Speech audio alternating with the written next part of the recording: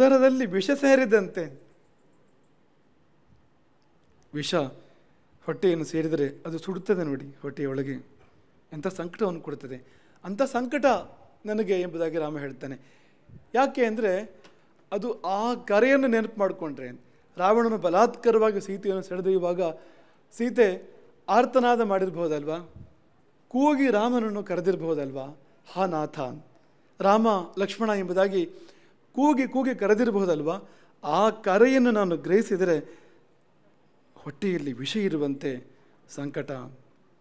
10 ತಲೆಯವನವಳ ಹೊತ್ತೊಯ್ಯಲಂದು, 10 ತಲೆಯವನು ಅವಳ ಹೊತ್ತೊಯ್ಯಲಂದು, 10 ಕರೆದಳು ಕಾಂತೆ ಎಲ್ಲಿರುವೆಯೋ ಎಂದು. ರಾಮಾಯಣ ಈ ಸನ್ನಿವೇಶವನ್ನು ತುಂಬ ಹೃದಯಂಗಮವಾಗಿ ವರ್ಣನೆ ಮಾಡಿದೆ. ಇದು ಯಾವ ಸನ್ನಿವೇಶ ಅಂದರೆ, ಇದಕ್ಕಿಂತ ಮೊದಲು ಎಷ್ಟೋ ಸತಿ ಕರೆದಿರ್ಬೋದು ಆಕೆ. ಸೀತೆಯನ್ನು ಕಾಪಾಡುವ ಸಲುವಾಗಿ ಜಟಾಯು ರಾವಣನೊಡನೆ ಘೋರ ಯುದ್ಧವನ್ನು ಮಾಡಿ ವಂಚನೆಯ ಫಲವಾಗಿ ತನ್ನ ರೆಕ್ಕೆಗಳನ್ನು ಮತ್ತು ಕಾಲುಗಳನ್ನು ಕಳೆದುಕೊಂಡು ಧರಣಿಗೆ ಉರುಳಿದ ಮೇಲೆ ಸೀತೆಯ ಬೆನ್ನಟ್ತಾನೆ ರಾವಣ. ಯಾಕೆಂದರೆ ಸೀತೆಯನ್ನು ಬಿಡಿಸಿ ಆಗಿತ್ತು ಜಟಾಯು ಒಂದು ಬಾರಿ, ಸೀತೆ ಭೂಮಿಯಲ್ಲಿದ್ದಳು. ಜಟಾಯುವಿನ ಒಂದು ಪತನದ ನಂತರ ಸೀತೆಯನ್ನು ರಾವಣನು ಬೆನ್ನಟ್ಟಿದಾಗ ಆಕೆ ಕರೆದಳಂತೆ ರಾಮನನ್ನು ಲಕ್ಷ್ಮಣನನ್ನು. ಸುಸಂತ್ರಸ್ತ ಅತ್ಯಂತ ಭಯಗ್ರಸ್ತಳಾಗಿ ಸಮಾಕ್ರಂದತು, ಕೂಗಿ ಕೂಗಿ ಕರೆದಳು ರಾಮ ಲಕ್ಷ್ಮಣ ಎಂಬುದಾಗಿ. ಹತ್ತಿರವೇ ಇದ್ದರೆ ಹೇಗೆ ಕರೀತಾರೋ ಹಾಗೆ ಅಂತ, ಎದುರು ಇದ್ದರೆ ಪಕ್ಕದಲ್ಲೇ ಇದ್ದರೆ ಹೇಗೆ ಕರೀಬಹುದೋ ಹಾಗೆ ಕರೆದಳು. ಅವರು ಎಲ್ಲೋ ದೂರ ಇದ್ದರು, ಬಹಳ ದೂರ ಇದ್ದರು. ಕಾಕುತ್ಸ್ಥ ಲಕ್ಷ್ಮಣ ತ್ರಾಹಿಮಾಂ, ಕಾಪಾಡಿ ನನ್ನನ್ನು ಎಂಬುದಾಗಿ ಆ ಸೀತೆಯ ಒಂದು ಆಕ್ರಂದನ ಅಂತ. ಒಂದು ಅಲ್ಲಿ ತುಂಬ ವಿಸ್ತಾರ ಇದೆ. ಒಂದು ಸನ್ನಿವೇಶ ನಿಮ್ಮ ಮುಂದೆ ಇಡ್ತೇವೆ. ರಾಮನು ಸೀತೆಯನ್ನು ಹುಡುಕ್ತಾ ಬರ್ತಾ ಇದ್ದಾನೆ. ಸೀತೆ ಮುಡಿದ ಕಮಲದ ಮಾಲೆ ಭೂಮಿಯಲ್ಲಿ ಚೆಲ್ಲಾಡಿ ಬಿದ್ದಿದ್ದು ರಾಮನಿಗೆ ಕಂಡಿದೆ, ಒಂದು ಕುರುಹುದು. ಹಾಗೆ ಸೀತೆಯ ಆ ದಿನ ಹುಟ್ಟ ಪೀತಾಂಬರದ ಕನಕ ಬಿಂದುಗಳು, ಬಂಗಾರದ ಬಿಂದುಗಳು ಕೂಡ ಅಲ್ಲಲ್ಲಿ ಬಿದ್ದಿದ್ದು ಕಂಡಿದೆ ರಾಮನಿಗೆ. ಅಲ್ಲಿಂದ ಮುಂದಕ್ಕೆ ಬಂದಾಗ ದೊಡ್ಡ ದೊಡ್ಡ ಹೆಜ್ಜೆಗಳು, ಅದರ ಮುಂದೆ ಪುಟ್ಟ ಪುಟ್ಟ ಹೆಜ್ಜೆಗಳು. ತ್ರಸ್ತಾಯಾ ರಾಮಕಾಂಕ್ಷಿಣ್ಯಾ ಪ್ರಧಾವಂತ್ಯ ಇತಸ್ತತಃ. ಅತ್ತ ಇತ್ತ ಓಡುವ ಸೀತೆ, ಹಿಂದಿನಿಂದ ರಾವಣ. ಸೀತೆಯ ಹೆಜ್ಜೆಗಳು, ಹಿಂದಿನಿಂದ ರಾಮನ ಹೆಜ್ಜೆಗಳು. ತ್ರಸ್ತಾಯಾ ತುಂಬ ಭಯವಾಗಿದೆ ಆಕೆಗೆ ಆ ಸಮಯದಲ್ಲಿ. ರಾಮಕಾಂಕ್ಷಿಣ್ಯಾ ರಾಮನ ಆಕಾಂಕ್ಷೆ, ರಾಮನ ಅಪೇಕ್ಷೆ, ಎಲ್ಲಿಯಾದರೂ ರಾಮನಿಗೆ ಈ ಕರೆ ಕೇಳಬಹುದು, ಬರ್ತಾನೋ ಕಾಪಾಡ್ತಾನೋ ಎಂಬ ಒಂದು ನಿರೀಕ್ಷೆ. ಪ್ರಧಾವಂತ್ಯ ಇತಸ್ತತಃ, ಅತ್ತ ಇತ್ತ ಓಡುವ ಸೀತೆ. ಆ ಹೆಜ್ಜೆಗಳು ರಾಮನಿಗೆ ಅದನ್ನು ನೋಡಿದಾಗ ಅದು ಸ್ವಲ್ಪ ಮೆತ್ತಗಿನ ಜಾಗ ಇರ್ಬೋದು, ಅಲ್ಲಿ ಏನಾಗಿರ್ಬೋದು ಅಂತ ಅರ್ಥ ಆಗ್ತದೆ ಅಂತ ಆ ಸನ್ನಿವೇಶದಲ್ಲಿ ಅಂತ. ನೋಡಿ ಎಷ್ಟು ನೋವು ಕೊಡ್ಬೋದು, ಅದು ಎಂಥ ವ್ಯಥೆಯನ್ನು ಕೊಡಬಹುದು. ರಾಮಾಯಣ ವರ್ಣನೆ ಮಾಡ್ತದೆ. ಆ ಸಮಯದಲ್ಲಿ ಸೀತೆ ದೊಡ್ಡ ದೊಡ್ಡ ಮರಗಳನ್ನು ತಬ್ಬೆ ಹಿಡಿದುಕೊಂಡ್ಲಂತ, ತನ್ನನ್ನು ಎಳ್ಕೊಂಡು ಹೋಗಬಾರ್ದು ಅಂತ. ಆಲಿಂಗಂತೀಂ ಮಹಾದ್ರುಮಾನ್ ಲತಾಮಿವ ವಿವೇಷ್ಟಂತೀಂ ಆಲಿಂಗಂತೀಂ ಮಹಾದ್ರುಮಾನ್. ಬಳ್ಳಿಯಂತೆ ಮರಗಳನ್ನು ಗಾಢವಾಗಿ ತಬ್ಬಿಕೊಂಡಳು, ತನ್ನನ್ನು ಬಿಡಿಸಿ ಎಳೆದುಕೊಂಡು ಹೋಗಬಾರದು ಎಂಬುದಾಗಿ. ಆದರೆ ಅದು ಆ ಸಮಯದಲ್ಲಿ ನಡೀಲಿಲ್ಲ. ರಾಮ ಅದೆಲ್ಲವನ್ನು ಎಣಿಸಿ ಅಲ್ಲಿ ಏನಾಗಿರ್ಬೋದು ಎಂಬುದನ್ನು ಊಹಿಸಿ, ಕೊಂಚ ಜಟಾಯುವಿನ ಕಡೆಯಿಂದ ಕೇಳಿದ್ದಿದೆ ಅವನು, ಅದೆಲ್ಲವನ್ನು ಎಣಿಸಿ ಈಗ ವ್ಯಥೆ ಪಡ್ತಾನೆ. ಹೇಗಿರಬಹುದು ಸೀತೆ, ಎಲ್ಲಿರಬಹುದು ಅಂದರೆ ಸಮುದ್ರದ ಮಧ್ಯದಲ್ಲಿ, ಕಂದಕಗಳು, ಕೋಟೆಯ ನಡುವೆ, ಆ ದುರುಳನ ಊರು ಲಂಕೆ, ಅವನ ಅರಮನೆ, ಅದರೊಳಗೆಲ್ಲೋ ರಾಕ್ಷಸರ ಮಧ್ಯದಲ್ಲಿ, ರಾಕ್ಷಸಿಯರ ಮಧ್ಯದಲ್ಲಿ. ರಾಕ್ಷಸಿಯರನ್ನು ಮೊಟ್ಟ ಮೊದಲು ಉಲ್ಲೇಖ ಮಾಡುವಾಗ ರಾಮಾಯಣವು ಪಿಶಾಚಿಗಳು ಅಂತ ಹೇಳಿದೆ ಅಂತ. ಅಂದರೆ ಹಾಗಿದ್ರು ಅವರು ಅಂತ, ಅಷ್ಟು ಸೊಬಗಾಗಿದ್ದರು ಅಂತ, ಅಷ್ಟು ವಿಕಾರವಾಗಿದ್ದರು. ಅಂತಹ ವಿಕೃತ ರಾಕ್ಷಸಿಯರ ಮಧ್ಯೆ ಹೇಗಪ್ಪ ಸೀತೆ ಮಲಗ್ತಾಳೆ, ಹೇಗಪ್ಪ ಸೀತೆ ಹೇಳ್ತಾಳೆ. ಜನಕರಾಯನ ಮಗಳು, ದಶರಥನ ಸೊಸೆ, ರಾಮನ ಪಟ್ಟಮಹಿಷಿ, ಅವಳ ದುರವಸ್ಥೆ ಇದಾಯಿತೆ. ರಕ್ಕಸರ ನಡುವೆ ಹಾ ಎಂತಿರುವಳೋ ಸೀತೆ, ನೋವ ನೆಂತುಣುತಿಹಳು ಹಾ ಜನಕ ಜಾತೆ. ಮೊದಲೇ ಕೃಶ ಸೀತೆ, ಆಕೆ ಬಳ್ಳಿ ಬಾಲೆ ಅವಳು, ಕೃಷ ಶರೀರ ಅವಳದ್ದು. ಈಗ ದುಃಖವೂ ಆಕೆಯನ್ನು ಕರಗಿಸಿದೆ, ಉಪವಾಸ ಕೂಡ ಅಂತ ಹನುಮಂತ ಆ ಕಥೆಯನ್ನು ಹೇಳಿದಾನೆ ರಾಮನಿಗೆ. ಊಟ ಇಲ್ಲ, ನಿದ್ದೆ ಇಲ್ಲ, ನೆಮ್ಮದಿ ಮೊದಲೇ ಇಲ್ಲ. ಭೂಯಸ್ತನುತರ ಸೀತಾ, ಮೊದಲೇ ಕೃಷಳಾದ ಸೀತೆ ಮತ್ತಷ್ಟು ಇನ್ನಷ್ಟು ಕೃಷಳಾಗಿದ್ದಾಳೆ. ದೇಶ ಕಾಲ ವಿಪರ್ಯಯಾತ್, ಕಾಲ ದೇಶಗಳ ವಿಪರ್ಯಯ ಅಂದರೆ ಈ ಸಮಯಕ್ಕೂ ಮತ್ತು ಸ್ಥಳಕ್ಕೂ ಒಂದು ಮಹತ್ವ ಇದೆ ನೋಡಿ ಅಂತ. ಆ ಸಮಯ ಹೇಗಿತ್ತು, ಈ ಸಮಯ ಹೇಗಿದೆ. ರಾಮನ ಜೊತೆಯಲ್ಲಿದ್ದ ಸಮಯ ಹೇಗಿತ್ತು, ಈ ಸಮಯ ಯಾವುದು, ಆ ಸ್ಥಳ ಯಾವುದು, ಈ ಸ್ಥಳ ಯಾವುದು. ಕಾಲ ದೇಶಗಳು ಬದಲಾದಾಗ ಎಂಥ ದುರವಸ್ಥೆಗಳು ಮನುಷ್ಯನಿಗೆ ಬರ್ತವೆ, ದೇವರಿಗೆ ಬರ್ತವೆ, ಮನುಷ್ಯನಿಗೇನು. ಸೀತೆಯ ಅಭಿಯೋಗ, ಅವಳ ಒಂದು ವಿರಹ, ಅವಳ ದೂರ ಇರುವಿಕೆ ಇದೆಯಲ್ಲ, ಬೆಂಕಿಯಾಗಿ ರಾಮನನ್ನು ಸುಡ್ತಾ ಇದೆಯಂತೆ. ರಾಮನು ಹೇಳ್ತಾನೆ, ಇಡೀ ಮೈಯನ್ನು ಹಗಲು ರಾತ್ರಿ ಎಲ್ಲವೂ ಈ ಬೆಂಕಿ, ಸೀತಾ ದುಃಖ, ಸೀತಾ ಶೋಕ ನನ್ನನ್ನು ಸುಡ್ತಾ ಇದೆ. ಲಕ್ಷ್ಮಣ, ನೀ ಇಲ್ಲಿಯೇ ಇರು, ಈ ಸಮುದ್ರವನ್ನು ಹಿಡಿದು ಮುಳುಗಿ ಅಲ್ಲಿಯೇ ಕುಳಿತು ಬಿಡ್ತಾನೆ. ಈ ಅಗ್ನಿ ಶಾಂತವಾಗಲಿ. ಶೋಕಾಗ್ನಿ ಇದು ಬೇರೆ ಹೇಗೂ ಶಾಂತವಾಗುವ ಲಕ್ಷಣ ಕಾಣ್ತಾ ಇಲ್ಲ. ಹಾಗಾಗಿ ಅವಗಾಹ್ಯ ಅರ್ಣವಂ ಸ್ವಪ್ಸಿಯೇ, ಈ ಸಮುದ್ರದಲ್ಲಿ ಇಳಿದು ಮುಳುಗಿ ಕುಳಿತು ಬಿಡ್ತಾನೆ. ಭವತಾವಿನ, ಒಂದು ಬಹಳ ಹೃದಯ ಮುಟ್ಟುವಂಥ ಮಾತಿದೆ ರಾಮನದ್ದು ಇಲ್ಲಿ. ವಾಯುದೇವನಿಗೆ ರಾಮ ಹೇಳ್ತಾನೆ, ಗಾಳಿಯೇ ಬೀಸು, ಎಂದೂ ಬೀಸುವವನೇ ನೀನು. ಇಂದು ಒಮ್ಮೆ ಸೀತೆಯ ಮೇಲೆ ಬೀಸಿ ಮತ್ತೆ ನನ್ನ ಮೇಲೆ ಬೀಸು. ಅದು ಸ್ಪರ್ಶ. ವಾಯುವೆಂದರೆ ಸ್ಪರ್ಶ. ಪಂಚಭೂತಗಳಲ್ಲಿ ಒಂದೊಂದಕ್ಕೊಂದೊಂದು ಗುಣ ಇದೆ. ಪೃಥ್ವಿಗೆ ಗಂಧ, ಜಲಕ್ಕೆ ರಸ, ಅಗ್ನಿಗೆ ರೂಪ, ಆಕಾಶಕ್ಕೆ ಶಬ್ದ, ಹಾಗೆ ವಾಯುವಿಗೆ ಸ್ಪರ್ಶವೆಂಬುದು ಗುಣ. ಹಾಗಾಗಿ ಒಮ್ಮೆ ಆಕೆಯ ಮೇಲೆ ಬೀಸಿ ನನ್ನ ಮೇಲೆ ಬೀಸು, ಅದನ್ನೇ ಸ್ಪರ್ಶ ಎಂಬುದಾಗಿ ನಾನು ಭಾವಿಸ್ತೇನೆ. ಹಾಗೆ ಚಂದ್ರನನ್ನು ಆಕೆ ನೋಡಿರಬಹುದು, ಈ ಸಮಯದಲ್ಲಿ ನಾನು ನೋಡ್ತೇನೆ, ಅಲ್ಲಿ ದೃಷ್ಟಿ ಸಮಾಗಮ. ಚಂದ್ರನಲ್ಲಿ ನಮ್ಮಿಬ್ಬರ ದೃಷ್ಟಿ ಸೇರುವಂಥದ್ದು. ಮೈಥಿಲಿಯ ಮೈ ಸೋಕಿ ಬಂದೆನ್ನ ತಾಕು ಎಂಬುದಾಗಿ ವಾಯುದೇವನಿಗೆ ರಾಮ ಹೇಳುವಾಗ ಯಾರ ಹೃದಯವಾದರೂ ಕೂಡ ಕರಗಬೇಕು ಅಂತ. ಲಕ್ಷ್ಮಣ ಸಮಾಧಾನ ಪಡ್ಬೋದು, ಬದುಕಬಹುದು. ಯಾಕೆಂದರೆ ಎಷ್ಟು ದೂರ ಇದ್ದರೂ ಕೂಡ ಯಾವ ಭೂಮಿಯಲ್ಲಿ ನಾನಿದ್ದೇನೋ ಅದೇ ಭೂಮಿಯಲ್ಲಿ ಸೀತೆಯು ಕೂಡ ಇದ್ದಾಳೆ. ನಾವಿಬ್ಬರು ಒಂದೇ ಭೂಮಿಯಲ್ಲಿದ್ದೇವೆ, ಭೂಮಂಡಲದಲ್ಲಿ, ಭೂಗ್ರಹದಲ್ಲಿ ಇದ್ದೇವೆ ಎಂಬುದಷ್ಟನ್ನು ಭಾವಿಸಿ ಬದುಕಿರಬಹುದು. ಒಂದೇ ಭೂಮಿಯಲ್ಲಿರುವವೆಂದೆಂಬ ಭಾವ, ಒಂದೇ ಭೂಮಿಯಳು ಇರುವೆವು ಎಂದೆಂಬ ಭಾವ, ನೊಂದ ನಮಗೀರುವರೆಗೂ ನಂಬುಗೆಯೇ ಜೀವ. ಬದುಕು ಈಗ ಹೇಗಿದೆ ಅಂದರೆ, ಸೀತೆ ಜೊತೆಗಿದ್ದಾಳೆ ಅಂತ ಬದುಕಲ್ಲ, ಸೀತೆ ಬದುಕಿದ್ದಾಳೆ ಅಂತ ಬದುಕು. ಎಲ್ಲಿಯೋ ಸೀತೆ ಜೀವ ಹಿಡ್ಕೊಂಡಿದ್ದಾಳೆ ಅಂತ ಒಂದು ಸಾಧ್ಯತೆ ಇದೆ ಅಂತ. ಸಮುದ್ರಕ್ಕೆ ಸೇತುವೆಯನ್ನು ಕಟ್ಟಿದರೆ, ರಾವಣನ ಎದೆ ಮೆಟ್ಟಿದರೆ ಒಂದು ಅವಕಾಶ ಇದೆ, ದೂರದ ಒಂದು ಅವಕಾಶ ಅಂತ. ಹಾಗಾಗಿ ಅವಳು ಬದುಕಿರುವ ನೆನಪಿನಲ್ಲಿ ಬದುಕ್ತಾ ಇದ್ದಾನೆ. ಮೇಲಿನ ಗದ್ದೆಯಲ್ಲಿ ನೀರಿದ್ದರೆ ಕೆಳಗಿನ ಗದ್ದೆಗೆ ನೀರು ಬಿಡದೇ ಇದ್ದರೂ ಕೂಡ ಆ ತಂಪಿನಿಂದ ಇಲ್ಲಿಯ ಒಂದು ಸಸ್ಯಗಳು ಜೀವ ಹಿಡ್ಕೊಂಡು ಉಳ್ಕೊಳ್ಳುವ ಹಾಗೆ. ಕೇದಾರಸ್ಯವ ಕೇದಾರಃ ಸೋದಕಸ್ಥ ನಿರೋಧಕ. ನೀರಿರುವ ಗದ್ದೆ ಪಕ್ಕದಲ್ಲಿದೆ, ಎತ್ತರದಲ್ಲಿದೆ, ನೀರಿಲ್ಲದ ಗದ್ದೆ ಆ ತಂಪಿನಲ್ಲಿ. ಇದು ಇಲ್ಲಿಯ ಗದ್ದೆ ಒಂಚೂರು ಜೀವ ಹಿಡ್ಕೊಂಡಿರುವ ಹಾಗೆ ನಾನಿವತ್ತು ಇರುವಂಥದ್ದು ಎಂಬುದಾಗಿ ರಾಮ ಹೇಳುವಾಗ, ಯಾವ ಸಹೃದಯರು ರಾಮಾಯಣವನ್ನು ಅವಲೋಕನ ಮಾಡ್ತಾರೋ ಅವರ ಹೃದಯವು ಕೂಡ ದ್ರವಿಸ್ತದೆ ಅಂತ. ಇದು ಲೌಕಿಕವಲ್ಲ ಈ ಪ್ರೇಮ ಅಂತ ನಾವು ಹಾಗೆ ಭಾವಿಸಬಾರ್ದು ಅಂತ. ಇದು ಅಲೌಕಿಕ ಅಂತ. ಆಕೆ ಮೂಲ ಪ್ರಕೃತಿ, ಇವನು ಪರಮಪುರುಷ. ಸಾಮಾನ್ಯ ಪುರುಷ ಪ್ರಕೃತಿಯ ಮಧ್ಯೆಯೇ ಎಂಥ ಒಂದು ದುಃಖ ಶೋಕಗಳನ್ನು ನಾವು ಕಾಣ್ತೇವೆ. ಜೊತೆಗಿದ್ದಾಗ ದುಃಖ, ದೂರ ಇದ್ದಾಗ ಜೊತೆಗಿದ್ದಾಗ ಸುಖ, ದೂರ ಇದ್ದಾಗ ದುಃಖ ಎಂಬುದನ್ನು ಕಾಣ್ತೇವೆ ನಾವು. ಇದು ಪ್ರಕೃತಿಯಲ್ಲಿ ಮೂಲ ಪ್ರಕೃತಿ ಸೀತೆ, ಪುರುಷರಲ್ಲಿ ಪರಮಪುರುಷ ರಾಮ.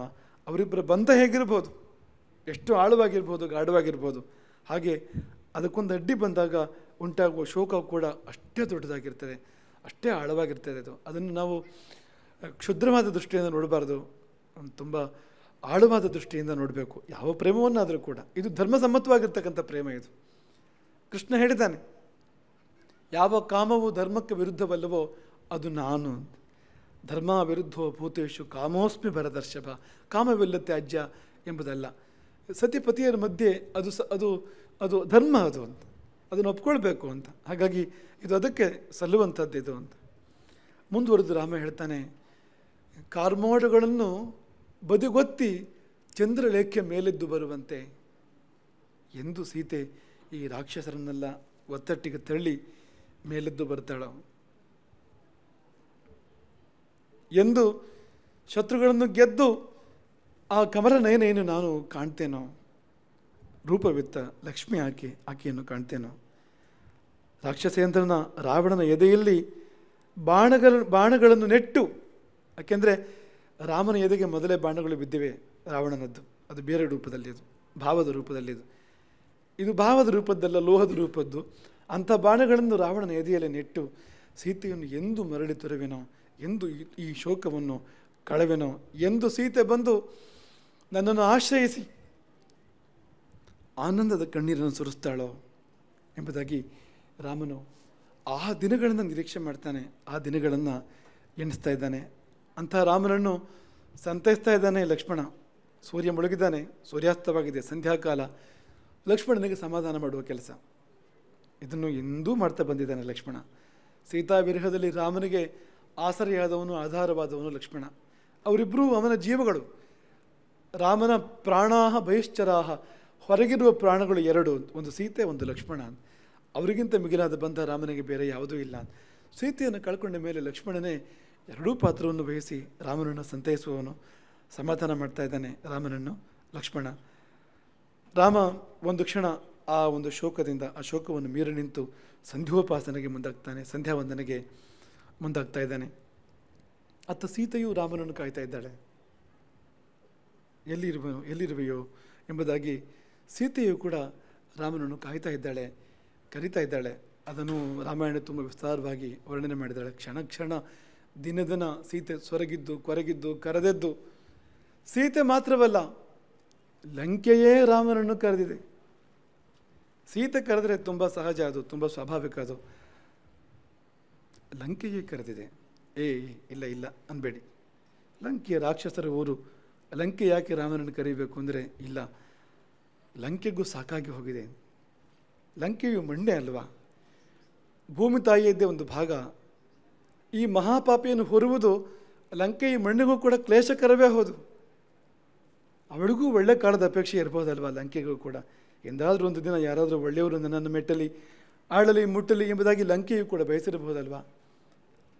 ಬಯಸಿರುವುದು ಹೌದು, ಅದು ಹಿಂದೆ ಸುಂದರಕಾಂಡದಲ್ಲಿ ಸ್ಪಷ್ಟವಾಗಿದೆ. ಹನುಮಂತ ಲಂಕೆಯನ್ನು ಪ್ರವೇಶ ಮಾಡುವಾಗ ಲಂಕಾದಿ ದೇವತೆ ಬಂದು ಹನುಮಂತನಿಗೆ ಎದುರಾಗ್ತಾಳೆ. ತನ್ನ ಕೆಲಸ ಮಾಡಬೇಕು ಅವಳು, ಹಾಗಾಗಿ ತಡಿತಾಳೆ. ಹನುಮಂತ ಒಂದೇ ಪೆಟ್ಟನ್ನು ಕೊಟ್ಟರೆ, ಎಡಗೈಯಿಂದ ಒಂದೇ ಪೆಟ್ಟನ್ನು ಕೊಟ್ಟರೆ ಸೋತು ಧರಣಿಗೆ ಒರಗಿದವಳು ಮತ್ತೆ ಎದ್ದು ನಿಂತು ಆಕೆ ಹೇಳಿದ್ದು, ಒಳ್ಳೆ ಕಾಲ ಬಂತು ಅಂತ. ಬ್ರಹ್ಮದೇವ ಹೇಳಿದ್ದ, ವಾನರನೊಬ್ಬ ಬಂದು ಎಂದು ನಿನ್ನನ್ನು ಸೋಲಿಸ್ತಾನೋ ಒಂದು ತಿಳಿ, ರಾಕ್ಷಸರ ನಾಶ, ರಾವಣನ ಸಂಹಾರ ಎಂಬುದಾಗಿ ತಿಳಿ. ಆ ಒಳ್ಳೆಯ ಕಾಲ ಈಗ ಬಂತು ಎಂಬುದಾಗಿ ಲಂಕೆ ಹೇಳುವಂಥದ್ದು, ಲಂಕಾದಿ ಹೇಳುವಂಥದ್ದು. ರಾವಣನನ್ನು ದುರಾತ್ಮ ಎಂಬುದಾಗಿ ಲಂಕಾದಿ ದೇವತೆ ಅಲ್ಲಿ ಕರೆದಿದ್ದಾಳೆ. ಇದು ಒಳ್ಳೆಯ ಮುಹೂರ್ತ ಎಂಬುದಾಗಿ. ಯಾವುದು?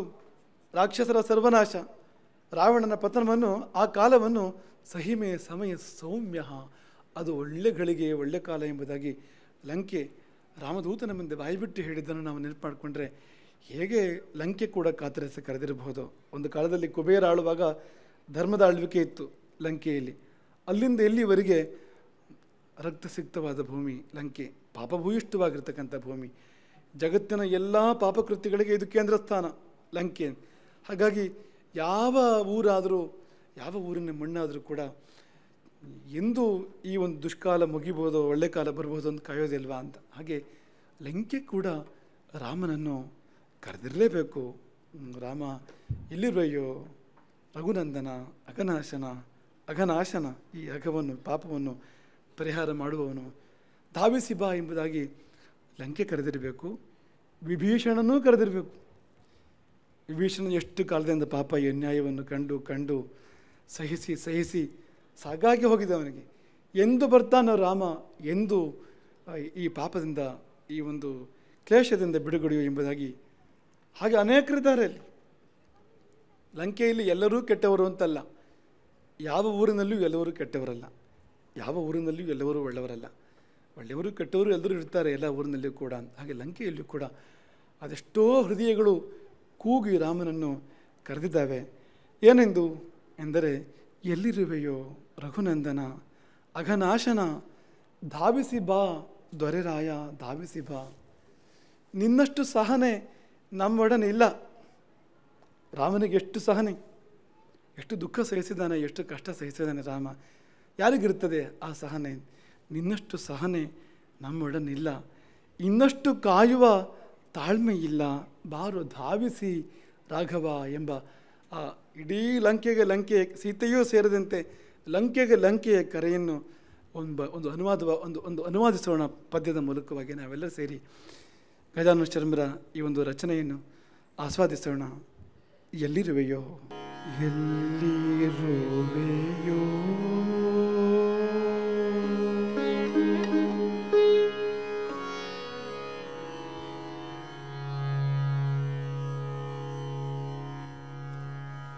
ಎಲ್ಲಿರುವೆಯೋ ರಘುನಂದನ ಅಘನಾಶನ, ಧಾವಿಸಿ ಬಾ ದೊರೆರಾಯ. ಎಲ್ಲಿರುವೆಯೋ ರಘುನಂದನ ಅಘನಾಶನ, ಧಾವಿಸಿ ಬಾ ದೊರೆರಾಯ. ಎಲ್ಲಿರುವೆಯೋ ರಘುನಂದನ ಅಘನಾಶನ, ಧಾವಿಸಿ ಬಾ ದೊರೆರಾಯ. ಎಲ್ಲಿರುವೆಯೋ ರಘುನಂದನ ಅಘನಾಶನ, ಧಾವಿಸಿ ಬಾ ದೊರೆರಾಯ. ಧಾವಿಸಿ ಬಾ ದೊರೆರಾಯ ರಾಘವ, ಧಾವಿಸಿ ಬಾ ದೊರೆರಾಯ. ಧಾವಿಸಿ ಬಾ ದೊರೆರಾಯ ರಾಘವ, ಧಾವಿಸಿ ಬಾ ದೊರೆರಾಯ. ಧಾವಿಸಿ ಬಾ ದೊರೆರಾಯ ರಾಘವ, ಧಾವಿಸಿ ಬಾ ದೊರೆರಾಯ.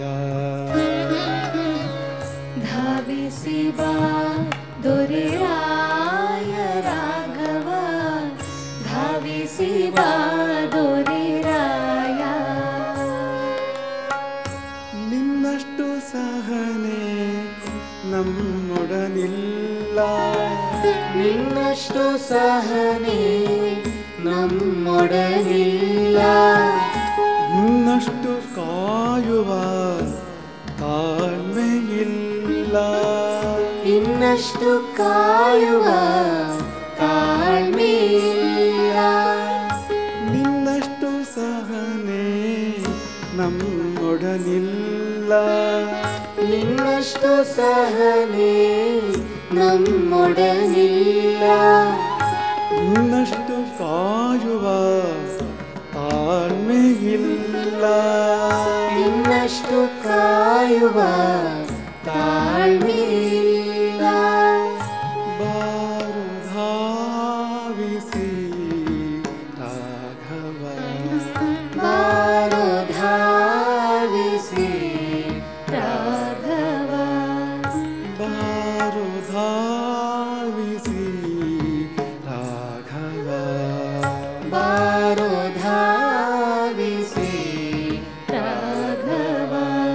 ಎಲ್ಲಿರುವೆಯೋ ರಘುನಂದನ ಅಘನಾಶನ, ಧಾವಿಸಿ ಬಾ ದೊರೆರಾಯ. ಎಲ್ಲಿರುವೆಯೋ ರಘುನಂದನ ಅಘನಾಶನ, ಧಾವಿಸಿ ಬಾ ದೊರೆರಾಯ. ಎಲ್ಲಿರುವೆಯೋ ರಘುನಂದನ ಅಘನಾಶನ, ಧಾವಿಸಿ ಬಾ ದೊರೆರಾಯ. ಎಲ್ಲಿರುವೆಯೋ ರಘುನಂದನ ಅಘನಾಶನ ಧಾವಿಸಿ ಬಾ ದೊರೆರಾಯ ಧಾವಿಸಿ ಬಾ ದೊರೆರಾಯ ರಾಘವ ಧಾವಿಸಿ ಬಾ ದೊರೆರಾಯ ಧಾವಿಸಿ ಬಾ ದೊರೆರಾಯ ರಾಘವ ಧಾವಿಸಿ ಬಾ ದೊರೆರಾಯ ಧಾವಿಸಿ ಬಾ ದೊರೆರಾಯ ರಾಘವ ಧಾವಿಸಿ ಬಾ ದೊರೆರಾಯ ಧಾವಿಸಿ ಬಾ ದೊರೆರಾಯ ರಾಘವ ಧಾವಿಸಿ ಬಾ ದೊರೆರಾಯ ನಿನ್ನಷ್ಟು ಸಹನೆ ನಮ್ಮೊಡನಿಲ್ಲ ನಿನ್ನಷ್ಟು ಸಹನೆ ನಮ್ಮೊಡನಿಲ್ಲ ನಿನ್ನಷ್ಟು ಕಾಯುವ ತಾಳ್ಮೆಯಿಲ್ಲ ನಿನ್ನಷ್ಟು ಕಾಯುವ ತಾಳ್ಮೆಯಿಲ್ಲ ನಿನ್ನಷ್ಟು ಸಹನೆ ನಮ್ಮೊಡನಿಲ್ಲ ನಿನ್ನಷ್ಟು ಸಹನೆ ನಮ್ಮೊಡನಿಲ್ಲ ನಿನ್ನಷ್ಟು ಕಾಯುವ ತಾಳ್ಮೆಯಿಲ್ಲ ಇನ್ನಷ್ಟು ಕಾಯುವ ತಾಳ್ಮೆಯಿಲ್ಲ